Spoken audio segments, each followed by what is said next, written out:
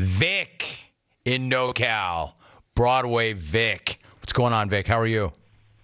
What's up, Rom? Hey, I thought I'd come in here and get Smackoff season started a bit early this year. Hell, who knows? Maybe I'll just go ahead and win the Smackoff 10 times this year, starting with today's call. Nobody's ever done that, right? Win the Smackoff 10 times in 1 year? Let's have Stucknut check the data on that.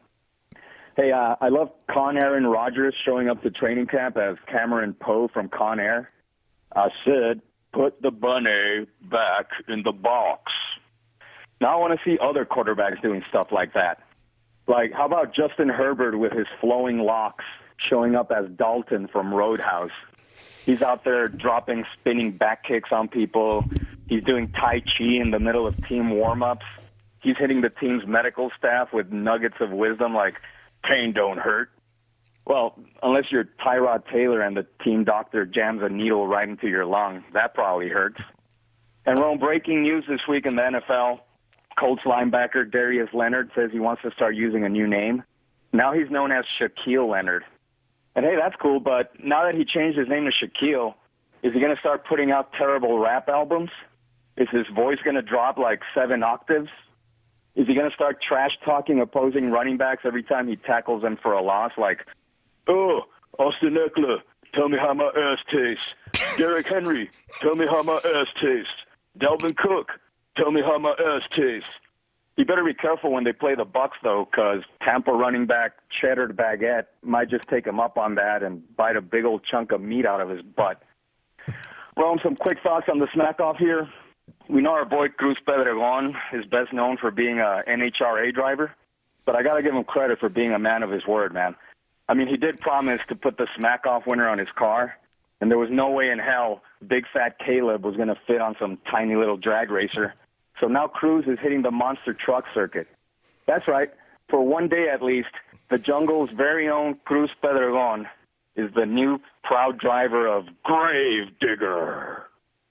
And while we didn't have any Canadian representation or female representation this year in the Smackoff, we did have 4-legged representation since you invited the dog.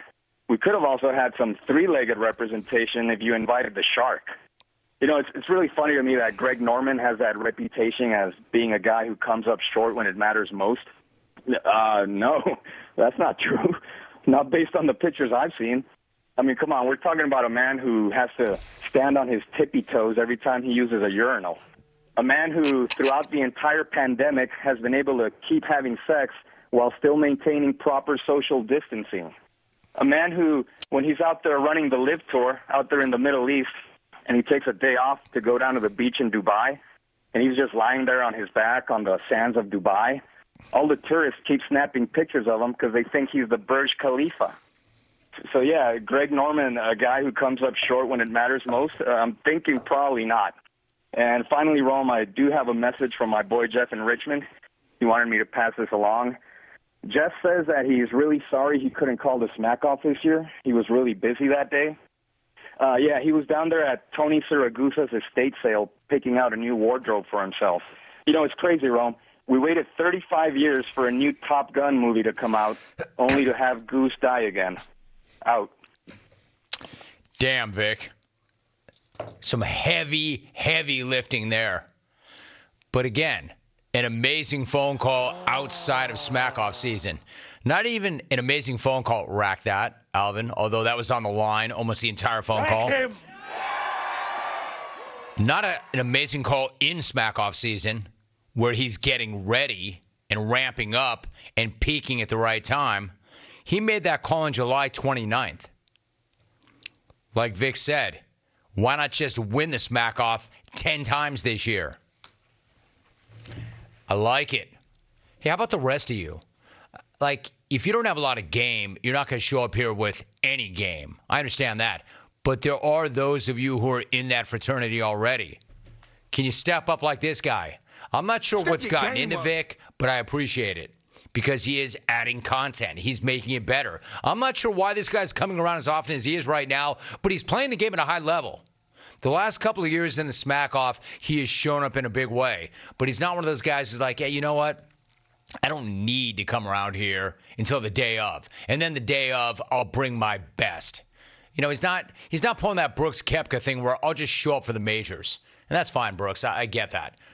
No, this dude is playing all the events. This dude's playing all these other anonymous events and showing up with, quote, a big stick, shooting low, and getting it done. Appreciate that, Vic. Thank you very much.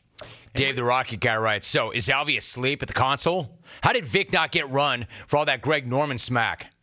Still made me laugh, though. I was kind of asking myself that same question. Alvy, at times, can be an enigma. Alvy sometimes will have a very, very short leash. And then other times, Alvy will be like, dude, 10 strikes and you're out. Dude, if he makes an 11th wiener joke, he's out. Sometimes it's the quickest trigger, and sometimes a trigger does not exist. But it's Alvin's trigger.